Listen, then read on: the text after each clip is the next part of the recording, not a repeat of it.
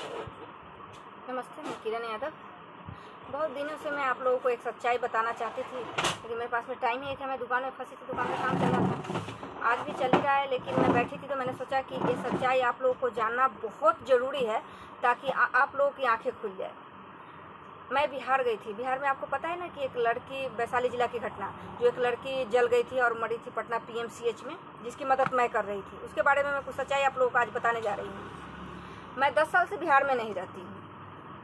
मेरे husband army में थे, तो आर्मी में थे तो उनका आँख ख़राब हो गया था, और आँख ख़राब उस टाइम पे हुआ जब वो डिस्चार्ज आ रहे थे। तो डॉक्टर ने ऑपरेशन का टाइम दिया था, तो उन्होंने बोला था कि ठीक है, मैं डिस्चार्ज आ करके ऑपरेशन करवा लूँगा। तो हम आए तो कुछ दिन हमारा पेंशन रोक रखा, तो हम इसी में फंसे रहे, और आज भी रोक ही रखा है।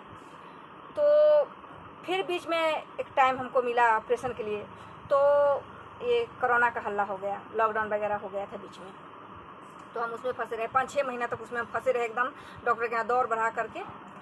फिर हम लोग बिहार चले गए हार के। बिहार में दिव्य दृष्टि में उनका इलाज चल रहा था, तो उसी दौरान एक महिला हमारे घर रोते हुए आई। उसने कहा कि हमारी बेटी को कुछ लड़कों ने जला दिया है और वो हाजीपुर में एडमिट है, हम बहुत गरीब हैं, हमारी किरण आप मदद कर दें। तो ठीक, हमने कहा ठीक है। तो हम गए हाजीपुर मिलने उससे। तो हमने देखा कि हाजीपुर में वो नगर थाना के जस्ट बगल में एडमिट थी। नगर थाना आगे और पीछे में वो एडमिट थी, भर्ती थी हॉस्पिटल में।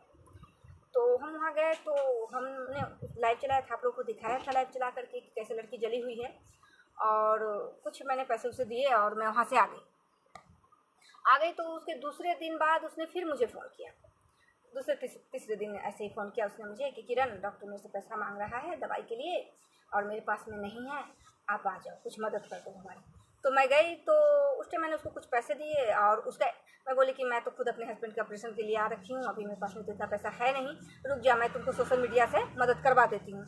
तो मैंने फेसबुक पर उसका अकाउंट नंबर शेयर कर दिया, और फ़ोन नंबर भी मैं उसका शेयर कर दी, और कुछ पैसे दे करके मैं वहाँ से आ गई थी। तो आ गई, फिर 2-3 दिन बाद मुझे फ़ोन कर रही है, किरण, डॉक्टर बोला है कि तुम्हारा इलाज नहीं करेंगे, तुम अभी पैसा दो मुझे। मैंने कहा तुम्हारे अकाउंट में तो बहुत सारे पैसे आ रहे हैं, लोग मुझे स्लिप भेज रहे हैं, पैसा भेज करके, पैसा दे दो निकाल के। तो नहीं, बहुत सारी मजबूरी बताने लगी, बेटी को छोड़ कर मैं कैसे जाऊँ, ये वो, मेरे पास में पता नहीं आया कि नहीं आया पैसा, तुम आ जाओ। तो मैं गई वहाँ पर, तो डॉक्टर ने बोला कि मैं डॉक्टर को बोली कि डॉक्टर आप इलाज करिए, आप पैसा हम दे देंगे। हमने अपना रिस्क लिया था उस टाइम। तो डॉक्टर बोले कि नहीं नहीं मैडम, ये मुझे फंसा देगी, ये कुछ और बोल रही है, हम लोग इसको कुछ नहीं बोल रहे हैं, हम लोग अपना इलाज कर रहे हैं इसको, लेकिन ये हम लोगों को फंसा देगी। जिस दिन आई थी उसी दिन हम इसको पटना PMCH रेफ़र कर दिए, लेकिन ये गई नहीं, आप ले जाइए। और वो हाथ पर जोड़ने लगा डॉक्टर। मैं उसको पटना PMCH, मैंने लाइव दिखाया था आप लोगों को। डॉक्टर ने बोला कि लड़की तो 52% ठीक हो चुकी है, और ये ठीक हो जाएगी, आप ले जाइए पटना PMCH। तो मैं ले गई वहाँ।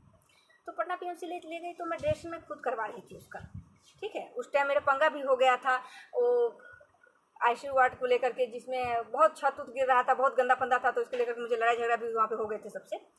तो लड़की का ड्रेसिंग मैं नहीं करवाया था, मैं देख रही थी कि लड़की का दोनों बाजू जला हुआ है, पैर नीचे जला हुआ था, और छाती दोनों थोड़ा थोड़ा जला हुआ था, बाकी सब ठीक था। तो मुझे भी लगा कि ये ठीक हो जाएगी। तो मैं वहाँ पर उसको एडमिट करा करके, ड्रेसिंग करा करके, मैंने उसको कुछ पैसे खाने पीने के लिए, सामान भी मैं खरीद के रख के आई, और खाने पीने के लिए पैसे दिए, और दवाई मंगा भी दी थी, और मैंने एक्स्ट्रा, डॉक्टर लिख के दिया, वो दवाई मैं मंगवा दी, और एक्स्ट्रा पैसे भी दे के आई कि तुम मंगवा लेना दवाई, क्योंकि मैं डेली तो आ नहीं सकती, मैं खुद ही अभी डॉक्टर के पीछे अपने हस्बैंड को लेकर दौड़ रही हूँ डॉक्टर के पीछे। तो मैं वहाँ से आ गई थी। तो आ गई, तो यहाँ जैसे मैं आई तो कुछ लोग मेरे घर आने लगे, वीडियो तब तक सबके पास पहुँच गया था, तो कुछ लोग उसके बारे में मुझे बताने लगे कि किरण आप कहाँ फंस गए हो। उस लड़की जो जली है, उसकी एक बहन भी किसी दलित टीचर के साथ भाग गई थी प्रेम करके, तो उसको भी इसने अपहरण का केस डाल करके उसके ऊपर 1 लाख रुपया ली है। वो थाना में दर्ज है हुआ, आप जा करके पता कर लीजिए, मैं पता करी, सही बात था ये, और जिसको शक है वो भी जा करके पता कर ले OP थाना में। तो लड़की का जब मैंने घर के बारे में पता किया, तो मुझे पता चला कि थाना के जस्ट बगल में लड़की का घर है, रोड है, रोड के उस पार में थाना है, और इस पार में लड़की का घर है, और उसके सामने, थाना के सामने नहीं लड़की जली है। तो लड़की के जलाने में किसका हाथ है? तो उसकी छोटी बहन ने जलाया है लड़की को, आपस में किसी बात के लेकर लड़ाई झगड़ा करके छोटी बहन ने जलाया था। एकदम सच्चाई बात है ये, किसी को शक है तो न्यायिक जांच करवा ले। और लड़की जल के जब 2-3 घंटे तक खड़ा रही तो कोई किसी ने मदद नहीं किया, लेकिन उसमें से एक लड़की आई और उसने वीडियो बनाया, और वीडियो बनाते समय उसने क्या सिखाया कि जब तू वो दोनों लड़का को नहीं फंसाएगी तो तुम्हारा इलाज कौन करवाएगा। तो जैसे जैसे उस लड़की ने बताया, इसने उस तीनों का नाम बता दिया। 3 का नाम बताया है, दोनों लड़का अभी जेल में है, और एक व्यक्ति का जो नाम बताया वो व्यक्ति यहाँ था ही नहीं, वो शिलंग था, मजदूरी करता है शिलंग में। ये मैंने पूरा कन्फर्म पता किया है, और जिसको शक है वो पता कर ले, न्यायिक जाँच करवा ले। फिर तो ये तो मुझे पता चल ही गया था कि कैसे कैसे जली है, क्या क्या हुआ है उसके साथ में। तो फिर आई वो, मैं खाना खा रही थी तो आई, फिर रोने लगी है कि मेरे अकाउंट में 1 रुपया भी नहीं आया है, मैंने अभी जांच करवाया है किरण, उसमें 1 रुपया भी नहीं है, कि फिर से मेरा अकाउंट नंबर डाल दो, कि ये अकाउंट नंबर में ना मेरे भाई ने 6,000 रुपया भेजा था, किसी ने फ्रॉड कर लिया है। तो मैंने कहा कि क्या पता क्या सच है क्या झूठ है। मैंने अपने अकाउंट नंबर में शेयर की, जैसे ही शेयर की मेरे अकाउंट में तो पैसा आने लगा, मैंने तुरंत डिलीट कर दिया। मैं समझ गई कि ये औरत फ्रॉड है। तब तक ये पटना PMCH में 12 बजे रात में पप्पू यादव आता था मिलने के लिए, और वहाँ हिंदू मुसलमान को लेकर के दंगा कराने की बात, लड़की की हत्या करा करके चल रही थी। और जैसे जैसे बात ये लोग कर रहे थे, क्या क्या बात कर रहा था, कौन कौन रात में 10 बजे में 12 बजे में मिलने के लिए जाता था, वो सारा मेरे पास में उसका वीडियो, उसका फोटो सब आ रहा था मेरे पास में। और लोग मुझे वहाँ से बता रहे थे, डॉक्टर मैं नाम नहीं बताऊंगी, कि किरण ये लोग हिंदू मुसलमान का षड्यंत्र रच रहा है, लड़की की हत्या करा कर करेगा और इसमें आपको फंसाएगा ये।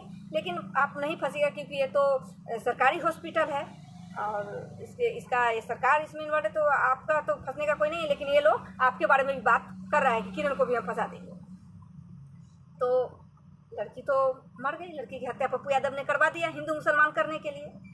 हिंदू मुसलमान करने के लिए हत्या तो करवा दिया, लेकिन उसको सच्चाई पता ही नहीं था कि उसको जलाने वाला कोई और लड़का नहीं, बल्कि उसकी छोटी बहन ही है।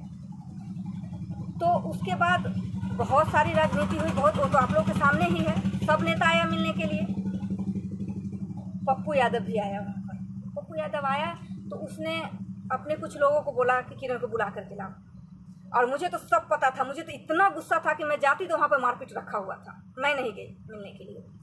फिर पप्पू यादव वहाँ से उठा, किरण यादव पे जांच बैठाओ, तो क्या कर, उसी दिन से पुलिस मेरे घर पे दौड़ने लगी, 1 करोड़ रुपए मांगने की मांग करने लगी।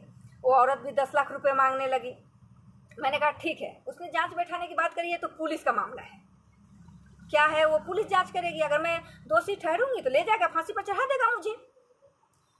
उसके बाद जब कुछ नहीं मिला तो इसने राम का मुद्दा बनाया, और कैसे भी करके नीतीश कुमार के साथ खुद गया, या फिर इसने रंजीता रंजन को भेजा नीतीश कुमार के साथ सोने के लिए, ये मैं नहीं जानती। इसने राम के मामले में मुझे पुलिस अरेस्टिंग करवा दिया।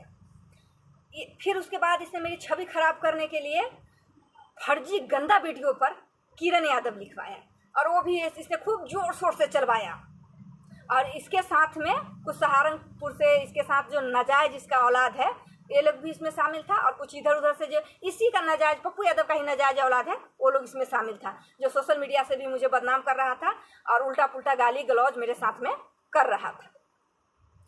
मैं चुपचाप रही, क्योंकि उस टाइम हर चीज़ मुझ पर डिपेंड था, और आप लोगों का विश्वास हमारे साथ में था। इसके लिए तो मैं आप लोगों को दिल से धन्यवाद करती हूँ कि चाहे कुछ भी हुआ, आप लोगों ने किरण पे विश्वास बनाए रखा। इस बात को लेकर के पप्पू यादव को सबसे ज़्यादा कष्ट था। पप्पू यादव चाहता था कि कैसे भी करके किरण यादव को फंसाओ इसमें, और उसके नाजायज 2-4 इधर उधर से, वो जो यही धंधा करके ही खाता है, वो लोग मुझे बदनाम कर रहा था। मैं इसलिए बात कर रही हूँ कि ताकि ये बात पुलिस प्रशासन तक पहुँचे और इसकी न्यायिक जांच हो, और जो अपराधी है वो बचना नहीं चाहिए, और निर्दोष कोई फंसना नहीं चाहिए। नमस्ते।